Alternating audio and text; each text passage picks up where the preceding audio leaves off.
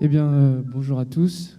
Je me présente, donc je m'appelle Dimitri et moi je suis un petit peu plus vieux que Marie parce que j'ai 32 ans et, et j'ai une double casquette d'enseignant en activité physique adaptée et d'ergonome parce que j'ai obtenu mon diplôme en septembre 2020 et à ce titre j'ai réalisé quelques interventions avec Christophe et le pôle ergonomie du CNAM de Nantes. Donc avant de commencer et de rentrer vraiment dans le vif du sujet, je voulais partager avec vous des petites anecdotes de jeunes praticiens. Et je voulais même un peu partager avec vous un endroit qui est hyper intéressant et hyper stratégique à connaître dans toutes les interventions et dans toutes les structures. Et je pense qu'il faut l'avoir en tête tout le temps, cet endroit. Bah, c'est la machine à café, quoi. Et un peu comme disait Marie, c'est un endroit hyper stratégique où on peut glaner des informations, on peut aussi prendre la température. Donc là, le dernier exemple en date, on avait une réunion de restitution. Donc on arrive à 8h à l'entreprise et on prend un café au niveau de la machine avec le directeur de l'entreprise. Et le directeur de l'entreprise, il nous dit dans la discussion, oui, messieurs les ergonomes, vous en avez pour combien de temps de restitution ? Bon, bah, alors là, on vous a envoyé un mail, on en a quand même pour 2 heures. Enfin voilà, normalement c'était calé, quoi. Ah oui, parce qu'en fait, j'ai un codir à 9h et puis c'est à 20 minutes du site où on est là. Donc si en 35-40 minutes, vous pouviez me faire votre restitution, bah, ça serait cool, quoi. Et là, on se dit, il va falloir faire preuve d'adaptabilité. Et je pense que c'est quand même en tout cas, un des enjeux quand on est ergonome, de faire preuve d'adaptation. Et puis, il y a une deuxième machine à café qui est hyper importante, c'est celle du CNAM, où là, on rencontre des formateurs, nos collègues de formation, des ergonomes. Et puis, il y a certaines personnes qui ont la capacité, où on arrive avec une question, on se dit, bon, il va nous aider, il va nous donner une réponse bien précise. Je ne citerai pas de nom, hein, moi. Et du coup, tu repars et tu as 15 autres questions et des fois des punchlines que tu n'as pas compris, donc, dont une. J'ai quand même mis les initiales. Hein, et on me fait... Tu sais, Dimitri, mon métier d'ergonome et de formateur, c'est certes de vous former, mais c'est surtout de vous déformer. Et c'est valable en entreprise. Et là, on lit ça, enfin, on reçoit l'information, on se dit, ok, wow, je vais devoir déformer des gens, c'est un peu bizarre. Et donc, j'en ai fait mon interprétation un petit peu après à froid. Et je me suis dit, en fait, c'est comme si, au fur et à mesure, on avait des blocs un peu, des carrés, des savoirs, des représentations, des choses qu'on intégrait. Du genre, il faut plier sur les jambes, sinon vous allez vous faire mal au dos, les gars. Hein. Ou alors, bien penser à vous échauffer, parce que sinon, attention, risque de blessure. Ou respecter le prescrit aussi, ça c'est important, sinon vous ne serez jamais productif. Et puis l'ergonome, il rentre un peu dans la tête, et puis ce que tu voyais carré, finalement les angles ils sont peut-être un peu rentrés, voire même un peu de côté, et c'est quand même un sacré enjeu pour l'ergonome de réussir un peu à transformer ces carrés. Et pour ça, en fait, il va falloir réussir à les embarquer, les acteurs, dans l'intervention. Et c'est un peu le sujet justement de cette communication. Et donc, on va essayer de réfléchir en 2 parties. Une première partie, vraiment avoir une réflexion sur la conception de l'intervention. C'est-à-dire que dès la conception de l'intervention, il va falloir réussir à créer un dispositif qui nous permette d'embarquer les gens avec nous. Donc là, on verra plutôt un exemple dans un établissement qui accueille des adultes en situation de handicap, donc une intervention que j'ai réalisée. Et puis une deuxième partie où là, du coup, la production des données et ce que peut faire un ergonome, ça peut donner un nouveau regard sur les situations de travail. Et là, on partira dans le milieu des travaux publics.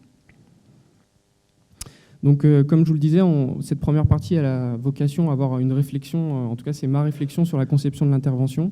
Et donc, j'ai réalisé une intervention dans le cadre de mon M2 dans un établissement qui accueille des personnes en situation de handicap. Donc, plutôt handicap mental, type déficience, trisomie.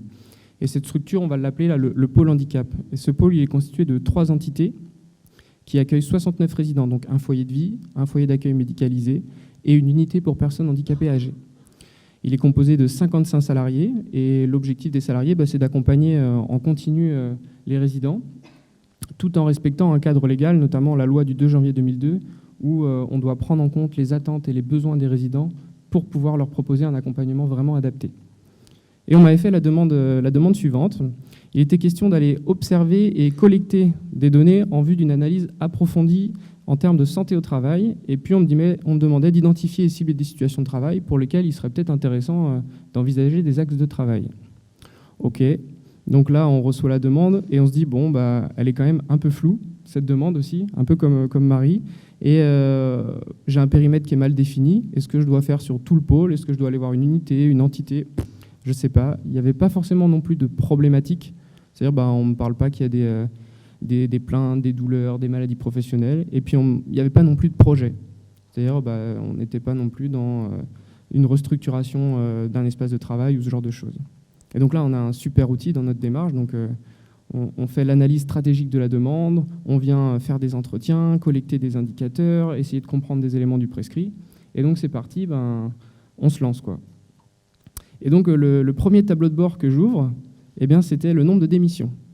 Et là, tu te dis, entre 2017 et 2019, eh ben, il y a quand même 20 salariés qui ont démissionné. Et là, tu te dis, ah, visiblement, bon, on m'a fait cette demande, c'était peut-être pas pour rien, finalement. Et puis, s'en est suivi une série d'entretiens. Donc, le premier entretien avec la DRH, où là, elle me dit, bah voilà, en 2017, il y a des faits de violence de la part de 2 résidents. Ça a créé vraiment un sentiment d'insécurité auprès des professionnels. On s'en est saisi, on a fait venir une psychologue du travail. La psychologue du travail, elle a mené son intervention. Et puis, elle nous a donné tout un tas de préconisations, notamment sur un travail qui portait sur la réorganisation de ce pôle. Donc, eux, ils étaient en plein projet de réorganisation. Donc, finalement, pas de problème, pas de projet. Finalement, il y avait quand même des problèmes et un projet. Et puis ensuite, j'ai fait un entretien avec la responsable, où là, la responsable me dit, oh, bah, moi, en 2017, j'étais pas là, je viens d'arriver. En tout cas, ce que je constate, c'est que les résidents qu'on accueille, ils ont un nouveau profil. On était sur de la déficience ou de la trisomie, et aujourd'hui, on accueille des personnes qui ont vraiment un profil psychiatrie avec des gros troubles du comportement et potentiellement de la violence. Donc elle s'est dit, bah, moi, ma solution, c'était de mettre en place des formations pour pouvoir justement étayer les connaissances des professionnels. Sauf qu'elle avait la sensation qu'ils ne s'en saisissaient pas. Et pour elle, ils démissionnaient parce que le travail ne correspondait plus à leurs attentes. C'était sa vision du problème. Et ensuite, on a fait un entretien. Enfin, j'ai fait plusieurs entretiens avec des salariés, dont un qui m'a dit « mais la violence, elle a toujours existé. Là, aujourd'hui, la violence, c'est le reflet de notre mauvais accompagnement. » Pour elle, il y avait une organisation qui n'était pas du tout adaptée. Par exemple, les personnes qui travaillaient le matin, ne croisaient jamais les personnes qui travaillaient le soir. Donc, il n'y avait pas de temps de transmission. Le matin, ils pouvaient être dans une unité A, 2 heures après, ils allaient dans l'unité B, 3 heures après, ils allaient dans l'unité C. Et donc, tout était vraiment assez compliqué pour eux. Plus, au-delà de ça, un alourdissement des procédures. Alors, un exemple tout bête, les résidents, ils pouvaient faire des demandes spontanées pour aller au restaurant, admettons. Donc, à 10 heures, il dit, moi, j'ai envie d'aller au restaurant. Eh bien, aujourd'hui, ils ne peuvent plus, parce qu'il faut que les professionnels, ils écrivent un projet, il faut qu'ils disent les enjeux, les objectifs du projet, et en plus, qu'ils aillent demander de l'argent une semaine à l'avance, parce qu'ils n'ont plus d'argent à disponibilité avec eux, ils n'ont plus de caisse. Donc, il y avait vraiment un alourdissement des procédures. Donc là, très clairement, quand on fait l'analyse un peu de ces quelques éléments de contexte, on se dit que socialement, c'est quand même assez compliqué, quoi. Qu'il y a de la violence, il y a de la défiance direction salariée, et il y a des transformations en cours qui sont assez touchy, dans le sens où les professionnels travaillaient un week-end sur 3, et ils allaient passer un week-end sur 2. Donc, d'un point de vue perso, on peut imaginer que c'est quand même pas la fête non plus, quoi. Donc, tu arrives dans ce panier de crabes, et là, tu dis, bon, comment je vais me positionner par rapport à tout ça? Est-ce que j'y vais déjà? Et grâce à mes séances tutorat avec Christophe et avec mes collègues de formation, déjà, il faut réussir à trouver une posture et de se dire, mais l'ergonome, c'est pas un héros, quoi. Et c'est pas à coup de baguette magique qui va réussir à transformer tous les problèmes de la structure. Et ça, je pense que dans n'importe quelle intervention, c'est important de l'avoir dans un coin de sa tête, de dire qu'on ne va pas tout révolutionner. Et puis ensuite, exactement comme l'énonçait Marie, la grande question, et je pense qu'il faut se poser absolument dans toutes les interventions, c'est où est-ce que tu veux et où est-ce que tu peux les emmener. Et c'est grâce à cette phrase un petit peu ça va nous permettre de découler notre stratégie d'intervention et de là où est-ce que toi, tu te sens capable de pouvoir les conduire. Donc moi, à l'époque, mon idée, c'était de se mettre vraiment en mode projet. Enfin, je dis mon idée, mais c'était une idée co-construite avec mes collègues et mes tuteurs. Et avant même de vouloir absolument faire un diagnostic, parce que des fois, c'est un peu notre raccourci, on se dit « oh, on a un problème, on va aller faire un diagnostic ». Mais là, le diagnostic, en fait, si je le faisais, il savait déjà que c'était un peu la misère. Donc j'allais juste rajouter de l'huile sur le feu en disant « bah oui, vous voyez, là, c'est vraiment la misère, dis donc ». Et du coup, on s'est plutôt dit, voilà, là, le premier enjeu de l'intervention, c'est d'abord de construire un collectif pour construire les objectifs de l'intervention. Et donc, ça passait par un dispositif de participation assez important. Alors, moi, j'ai structuré ce dispositif en 3 groupes. Alors, c'est pas tant ce qu'il y a dans les carrés qui est intéressant, mais plutôt déjà la réflexion qu'il y avait eu. Moi, le premier groupe, souvent, on l'appelle le comité de pilotage ou le groupe décisionnel. Et j'avais déjà pris un peu des taquets en disant « Ouais, de toute façon, c'est toujours pareil. Quand il y a quelqu'un, ils font un comité de pilotage. Et puis, de toute façon, c'est toujours eux qui décident. Et puis, nous, les salariés, on a beau dire que c'est la merde, ça change rien. Eux, là-haut, ils décident tout, quoi. » Donc, je me suis dit de toute façon, j'ai pas le choix. Il faut quand même que je fasse un groupe qui porte des décisions. Mais j'avais essayé de jouer un peu sur la sémantique en disant « Bon, on va faire un groupe technique. Ils connaissent un peu ils vont porter des décisions, mais ils mettent à disposition des éléments du projet. Et puis, ils vont être vraiment support, quoi. » Et puis après, on a fait un deuxième groupe, où là, c'était vraiment un groupe dit analyse du système, parce que, comme je vous l'ai dit, les salariés, ils bougeaient, en fait. Ils allaient de unité A, unité B, unité C, donc je ne pouvais pas juste me focaliser sur une seule unité. Donc je me suis dit, OK, on va voir un peu plus large, et on va essayer de créer un groupe transverse qui allait vraiment essayer d'avoir une vision globale du fonctionnement du pôle.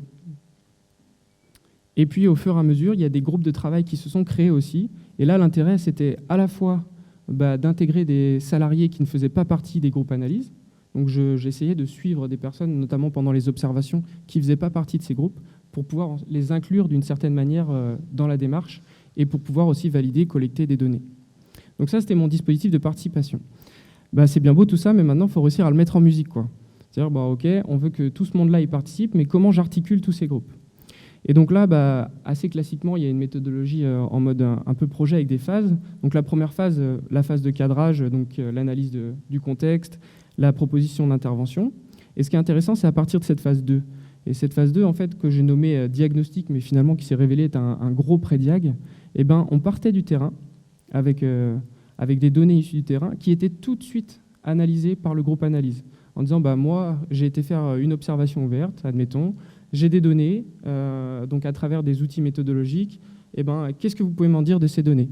Est-ce qu'il faut plus que j'aille voir par ici ? Là, c'est vraiment un peu pénible, est-ce qu'il faut que j'aille creuser ? Ou inversement, c'est super, mais on le fait très rarement. Pourquoi on le fait très rarement ?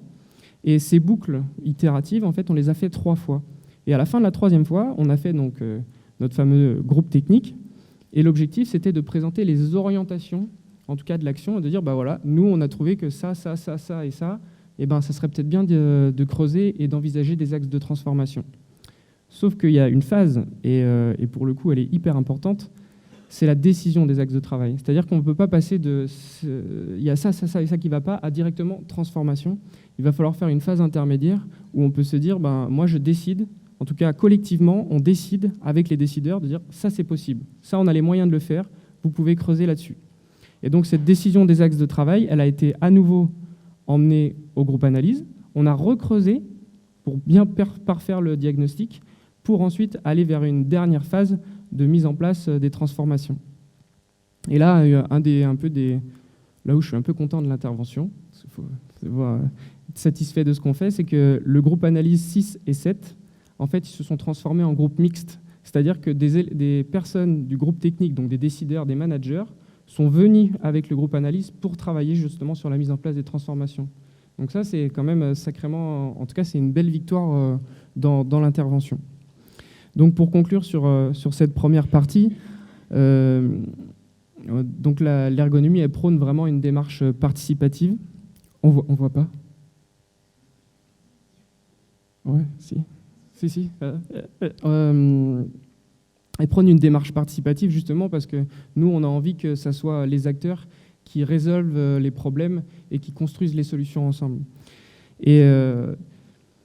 Et en fait, ce qui est super intéressant aussi, et on en a discuté un petit peu, c'est que le métier d'ergonome, alors j'étais pas là hier, je ne sais pas si ça fait redondance, mais c'est que le métier d'ergonome, c'est pas un métier recette. C'est-à-dire que là, je vous ai présenté quelque chose, mais potentiellement, ça marchera pas du tout dans une autre situation. Et alors, on a des grandes trames, et encore une fois, là, par exemple, moi, mon objectif, c'était pas forcément de faire un diagnostic, mais c'était de construire vraiment une structure qui permette de conduire vers des transformations. Et donc, ça montre aussi que l'intervention, elle ne repose pas uniquement sur la production de données, et ça, c'est important. Alors, elle ne repose pas uniquement sur la production de données, mais cependant, les données que peuvent produire un ergonome, elles peuvent amener à embarquer les acteurs et à donner un nouveau regard sur les situations de travail. Et là, on quitte le monde du handicap pour aller dans le monde des trottoirs, et plus précisément des bordures de trottoirs. Ouais, on passe du coq à l'âne un peu. Hein, mais vous allez voir, c'est passionnant. Une fois qu'on commence à s'intéresser au monde du TP et au monde des trottoirs, on se dit, mince, en fait, il en existe un sacré paquet de différents, quoi. Et donc là, c'est une intervention qui a été faite avec Christophe, avec le CNAM. Et donc le CNAM reçoit la demande suivante. Il y a une entreprise de TP et puis plus particulièrement une équipe spécialisée dans le moulage des bordures. Donc il faut se dire qu'il y a deux mondes. Il y a le monde des bordures préfabriquées, où on vient les mettre les unes après les autres. Donc elles sont déjà préfabriquées. Et il y en a un deuxième monde où là, c'est une machine. On vient mettre du béton dedans. Et la machine, elle vient couler la bordure de trottoir. Et donc c'est cette équipe qui fait face à une problématique de santé concernant le dos, des TMS, et l'agence qui nous a sollicité enregistre même un dossier de reconnaissance de maladie professionnelle. Donc cette équipe, elle est composée de 7 opérateurs. Il y a un chef d'équipe, un conducteur de machine, un opérateur de guidage et 4 maçons. Et cette prestation, elle est particulièrement sollicitante pour les maçons. Parce qu'en fait, quand la bordure sort de la machine, elle n'est pas nickel. Il y a des petites vaguelettes, il y a des trous, il y a des imperfections. Et donc, il y a les maçons derrière qui sont avec leur truelle, leur taloche, et qui vont venir refaire la bordure à la main pour qu'elle soit vraiment nickel. Et d'ailleurs, pour vous donner un ordre d'idée, moi, donc pendant toutes mes observations et pendant toute la période de l'intervention, ils n'ont jamais été 4 maçons, ils ont toujours été que 2 maçons. Donc ils ont toujours fonctionné en sous-effectif. Et donc les demandeurs, eux, ils sont dans l'attente d'un diagnostic porteur d'un éclairage nouveau sur le travail. Et puis ils sont quand même preneurs, si on pouvait identifier quelques leviers d'action en respectant santé-performance, eux, ça leur va bien aussi, quoi. Donc là, l'idée, c'est pas de vous faire tout le diagnostic, parce que sinon, je pense qu'on en aurait pour un petit moment, mais pour vous donner quelques éléments de compréhension de fonctionnement de cette équipe, et puis ensuite partager avec vous un exemple d'analyse. Donc là, vous voyez à peu près ou... Ouais, ça va. Donc là, on voit ce que je vous racontais, là, la grosse toupie qui a du béton dedans. Et puis le gros cube, là, c'est la machine avec le conducteur de la machine. Et lui, son objectif, c'est de couler rapidement et en continu. Rapidement parce qu'en fait, le béton, une fois qu'il va dans la machine, il n'a pas trop de temps avant qu'il sèche. Et du coup, s'il sèche dans la machine s'enraye et ça fait une bordure qui est pas bien faite, voire pire, la machine se bloque. Et il a un objectif de production parce que les devis et la commande client, elle est fixée à 300 mètres linéaires par jour, c'est-à-dire qu'ils doivent réaliser cet objectif-là. Et puis derrière, comme je vous le disais, il y a une diversité de bordures. C'est-à-dire que moi, sur ma période d'observation, j'ai vu 13 types de bordures différentes. Donc ça veut dire que quand vous ressortirez dehors, vous regardez, il y a au moins 13 types de trottoirs différents. Et donc la personne, elle vient mettre des moules dans la machine, et puis ça change la forme et la structure de... Ça grésille. La forme et la structure de la bordure. Et puis enfin, derrière encore, on a notre équipe de maçons qui suivent. Et eux, comme je vous le disais, ils avaient une diversité, une variabilité d'action sur la bordure. Donc ils doivent lisser pour pouvoir aplanir correctement la bordure. Et ils ont aussi un travail de maçonnerie, c'est-à-dire que la machine, elle n'est pas capable, par exemple, de faire les rampants. Quand il y a des passages piétons, ils doivent couper la bordure manuellement pour pouvoir faire le rampant et puis imaginons le passage piéton derrière. Donc ce que je vous propose, c'est de mettre juste en musique pendant 15-20 secondes leur activité pour que vous visualisiez bien. Et donc là, hop, il est 7h53, c'est le début de journée. Donc là, on voit l'opérateur ici qui fait justement toutes les actions de finition et de lissage. Donc il refait bien le petit angle, il rebouche les trous, il lisse. Et puis là, après, on a les 2 opérateurs. Donc c'était le début de journée. Ils avaient un rampant à faire et donc ils commencent à réaliser cette action. Et là, on va juste voir, je pense, là, ici, cet opérateur, ça va être le moment où il va devoir changer de moule. Hop. Donc là, il vient prendre une pièce qui rajoute dans la machine. Hop. La machine, elle s'adapte. Et pendant ce temps-là, ils sont toujours en train de lisser. Alors là, le jeune homme, là, c'est un stagiaire, il vient d'arriver. C'est pour ça qu'il est un peu passif sur le côté. Il est dans l'observation. Tac. Ouais, mais vous allez voir que cette bouteille d'eau, elle a toute son importance. Hop. Voilà, ça permet juste d'avoir un peu un visuel sur leur activité. Et donc, dans la même journée, je les suivais, et à un moment, un opérateur, donc un maçon, il fait un verbatim assez fort, et il me dit « Oh là là, ils sont loin ». En plus, il avait un accent « Ils sont déjà loin, putain, ils sont déjà loin ». Ok, très bien. Ils sont loin. Donc bah, là, on le voit hein, déjà sur la photo, ils sont loin. Ah oui, bah, la machine, elle est quand même rendue assez loin, quoi. Et après, dans un entretien, on dit, bah, ça veut dire quoi? Ils sont loin, quoi, finalement. Et en fait, là, il m'explique, bah, tu sais, c'est toujours mieux de ne pas être trop loin de la machine, parce que sinon, c'est hyper démotivant. Il me dit, c'est comme si tu cours avec ton copain, et puis que ton copain, il te met 500 mètres, toi, tu es là, tu es en train d'essayer de revenir, puis finalement, bah, tu n'y arrives pas, et donc tu te prends un gros taquet. Et puis en plus, la deuxième chose qui est intéressante, c'est que l'été, c'est encore pire, parce que le béton, il sèche. Et comme il sèche, attention, l'histoire de la bouteille d'eau, ils ont tous une petite bouteille d'eau percée, et en fait, ils viennent arroser la bordure pour pouvoir réhumidifier le béton, et pour que ça soit plus facile pour eux à retravailler. Sauf que ça a l'inconvénient que quand ils arrosent, et bien en fait, ça redéforme la bordure. Donc c'est plus simple, mais ça augmente l'activité sur la bordure. Et ensuite, le troisième point qui était hyper intéressant, c'est qu'il me dit, mais là, tu vois, regarde. Donc là, il est avec le stagiaire, donc on va dire que ça compte à moitié, mais il me dit, mais regarde, là, mon collègue, on est éclaté sur la bordure, c'est-à-dire que, en termes de communication, de régulation collective, c'est hyper compliqué, on n'arrive pas à se synchroniser, ce qui fait que là, toute cette portion-là, il ne sait même pas vraiment si son collègue l'a fait ou pas, quoi. Et donc ça, c'était assez important. Donc on s'est dit, ok, il y a une histoire de distance. Alors on va essayer d'objectiver cette histoire de distance. Qu'est-ce que ça veut dire la distance entre la machine et les maçons? Donc on va prendre toujours cet opérateur. Et donc on a essayé d'objectiver tout ça sur la matinée de travail. Et là on se rend compte que finalement cette distance entre la machine et les maçons, elle varie. C'est-à-dire que quand ça commence là, donc vous voyez 7h53, hop, l'écart se creuse. Tac, tac, tac, ça monte, mince. L'écart se creuse. Jusqu'à temps que finalement, il y ait moins de béton dans la toupie, que la machine, elle attende la matière première qui arrivera un petit peu après, et donc comme elle s'arrête, il récupère le température, en tout cas la distance. Et là, sur cette matinée, exceptionnellement, il y a eu un problème de toupie. Donc du coup, ils ont attendu pendant 20 minutes, ce qui est absolument très rare, parce que d'habitude, les toupies s'enchaînent. Et là, on a le même procédé pour la deuxième toupie. Donc là, on reprend de la distance, tac, tac, tac, ça remonte, ça redescend, fin de la deuxième toupie, etc. Et en fait, il montre quand même jusqu'à des distances, jusqu'à 50 mètres de la machine. Voilà. Vous me suivez hein? Ouais, Et donc, on s'est dit, OK, donc il m'a dit, c'est mieux de ne pas être trop loin de la machine. On voit que la distance, elle varie.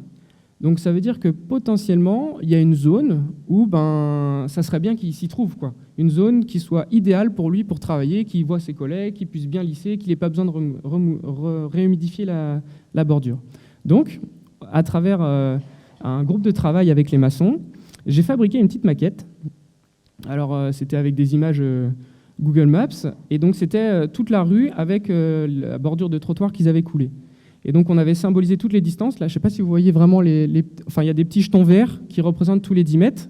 Et je suis venu avec quelques scénarios en disant, voilà, par exemple, là, il est 8h23. Tu vois, sur la vidéo, est-ce que tu peux te positionner? Tu es à 50 mètres de la machine.